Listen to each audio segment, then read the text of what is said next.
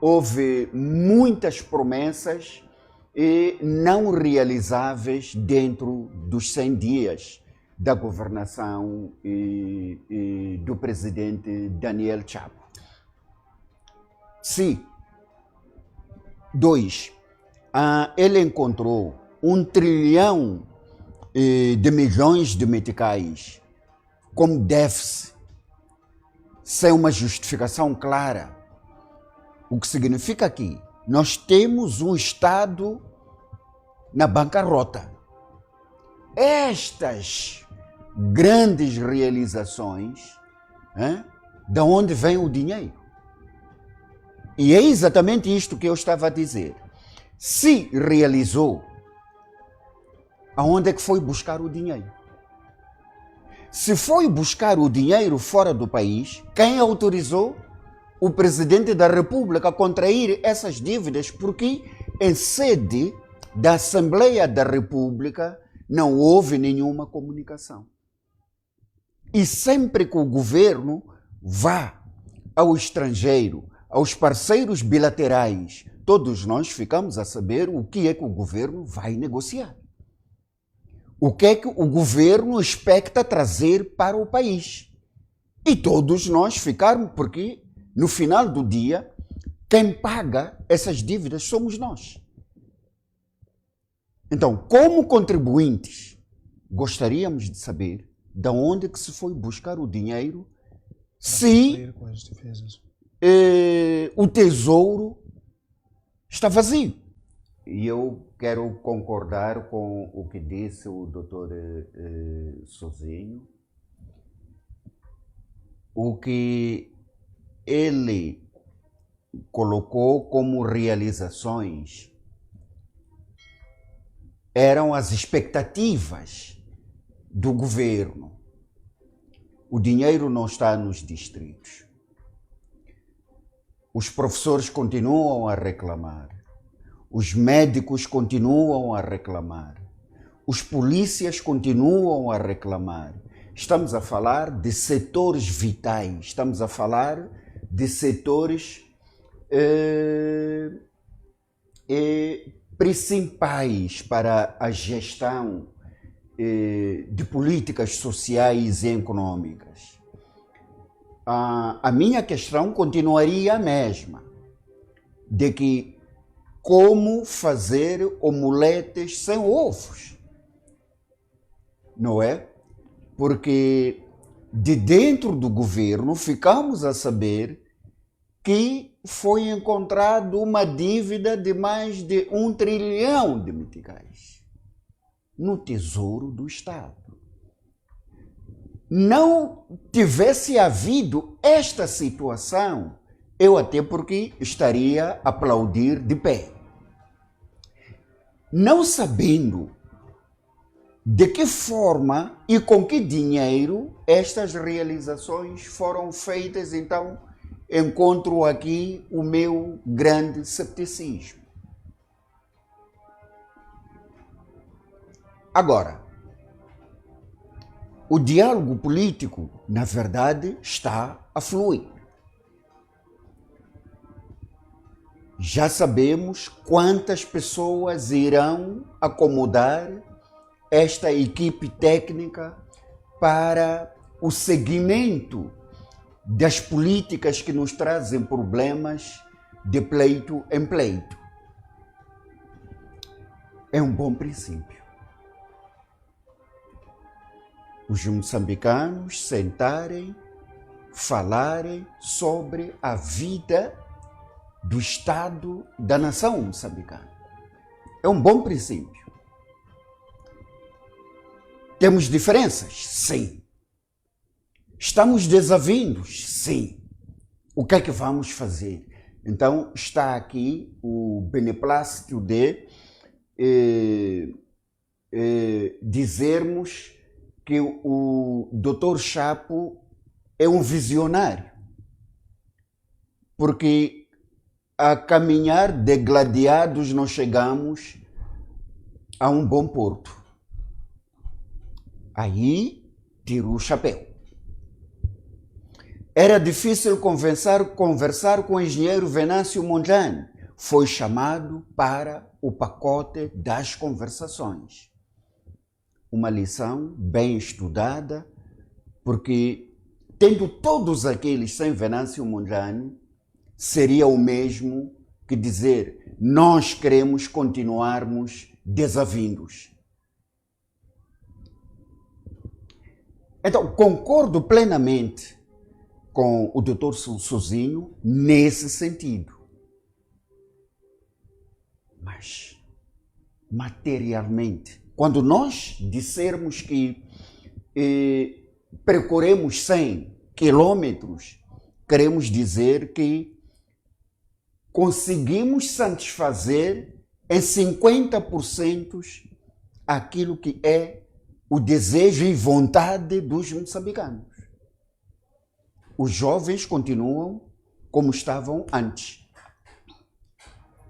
Oxalá que não seja mais uma política para encher o ego dos jovens, no sentido de que os 7 milhões, 7 ou quaisquer outras cifras, chegarão ao distrito para apoiar todos aqueles que têm a inclinação para o negócio, para o desenvolvimento.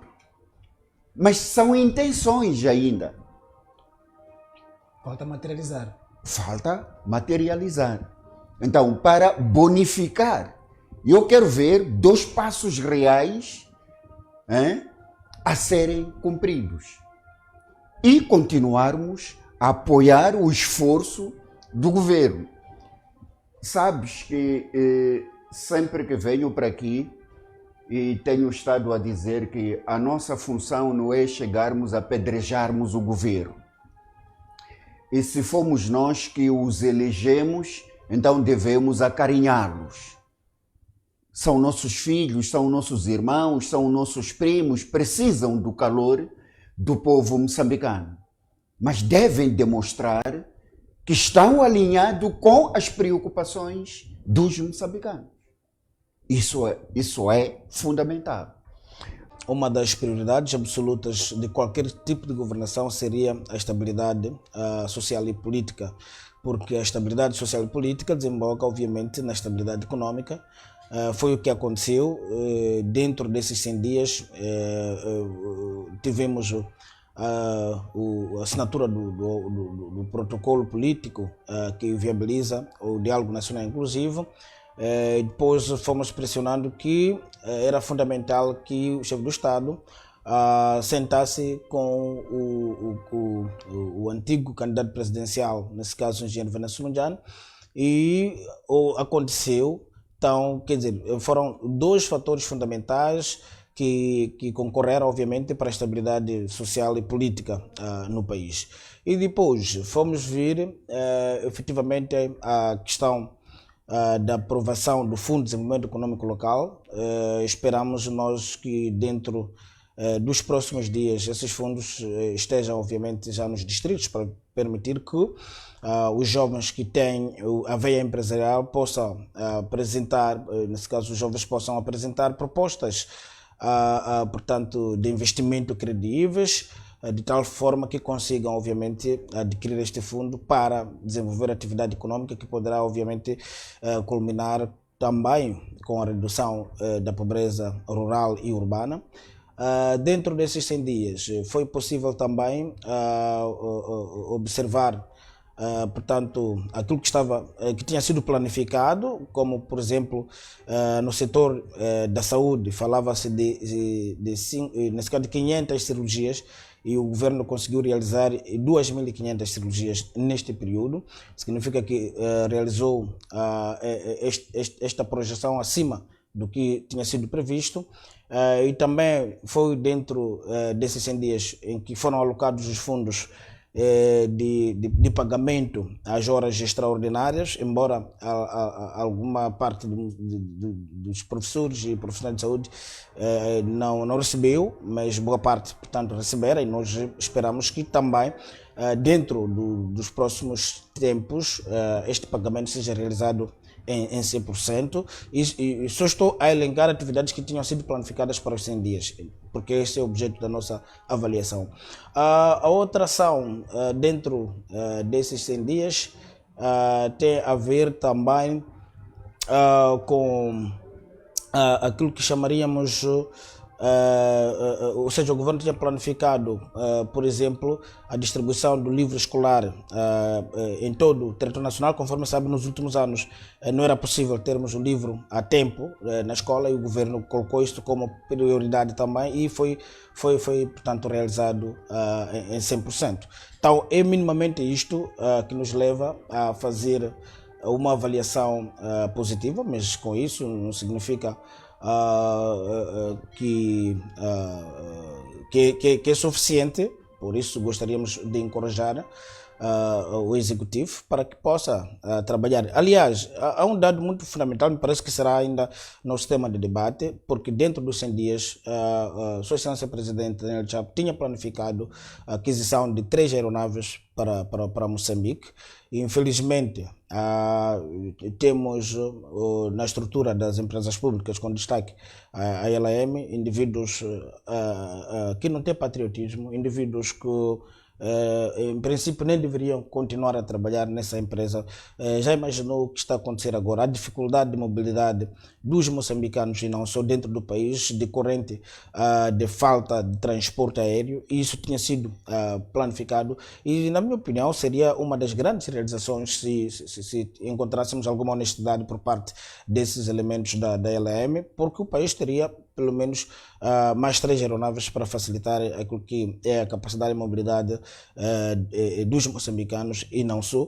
E, por um lado, isso iria contribuir para o tecido econômico do país.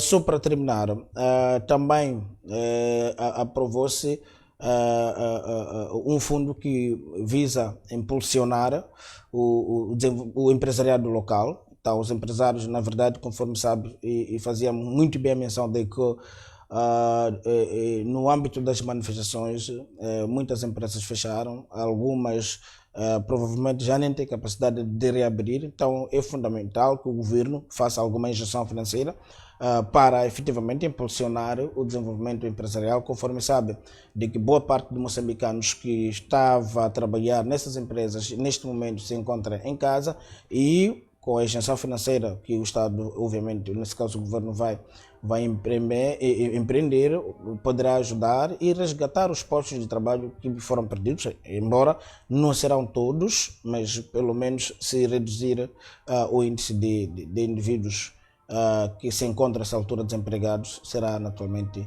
uma relevância.